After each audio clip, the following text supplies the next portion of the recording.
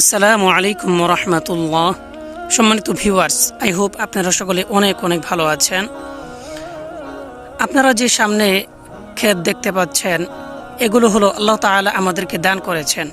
শুকরিয়া আদায় করি আলহামদুলিল্লাহ। সম্মানিত ভিউয়ার্স, আল্লাহ রাব্বুল আলামিন আমাকে আপনাকে দুনিয়াতে প্রেরণ করেছেন তার ইবাদত বন্দেগী করার জন্য। এখন আসুন, আমরা ইবাদত বন্দেগী কখন করতে পারবো?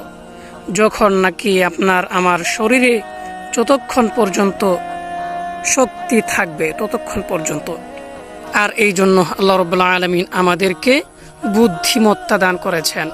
এই জন্য বলে দিয়েছেন, হে মানব সকল, তোমাদের মুখ দিয়ে দিলাম, এই মুখ দিয়ে তোমরা আহার করবে এবং এতে যেই শক্তি সঞ্চার হবে এর দ্বারা তোমরা আমার ইবাদত বন্দেগী করবে।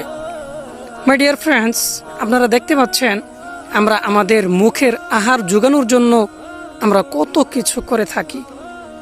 তো আল্লাহ তাআলা আমাদেরকে বলে দিয়েছেন তোমরা চাষবাস করো। দেখেন আমরা এখানে চাষবাস করতে গিয়ে কত সুন্দর, দেখেন মনোমুগ্ধকর দৃশ্য।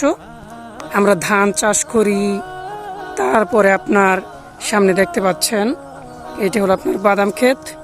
প্রয়োজনের ক্ষেত্রে আমরা বাদামও আবাদ করি।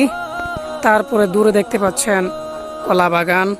আমাদের শরীরের ভিটামিন, মিনারেল, আরও যতগুলো ভিটামিন আছে এগুলো পূরণ করার জন্য আমরা অন্যান্য ফল ফলাদি আমরা চাষ করে থাকি। এটা হলো আপনার কলা বাগান।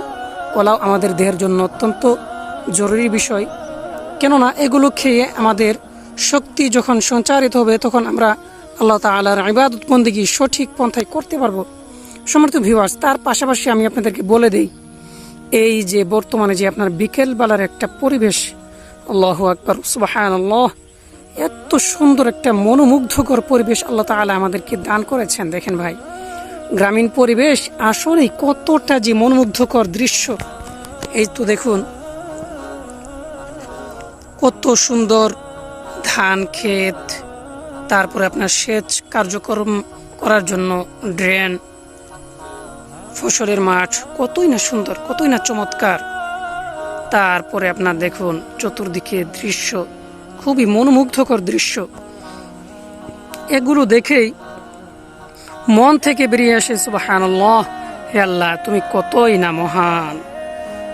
কত সুন্দর দৃশ্য আপনারা দেখতে পাচ্ছেন। এগুলো সব আল্লাহ তাআলা আমাদেরকে দান করেছেন নিয়ামত হিসাবে। আল্লাহ তাআলা বলেন, হে আমার বান্দারা, আমি তোমাদেরকে নিয়ামত দান করলাম, এই নিয়ামত খেয়ে তোমরা আমার শুকরিয়া আদায় করবা এবং এতে যে শক্তি সঞ্চারিত হবে তোমরা এর মাধ্যমে আমার ইবাদত বন্দেগী করবা। সম্মানিত ভিউয়ার্স, তাই আসুন আল্লাহ তাআলার নিয়ামত খেয়ে আমরা আল্লাহ তাআলার প্রশংসা করি এবং আল্লাহ সুবহানাহু ওয়া তাআলার ইবাদত বন্দেগী করতে থাকি। Thank you so much.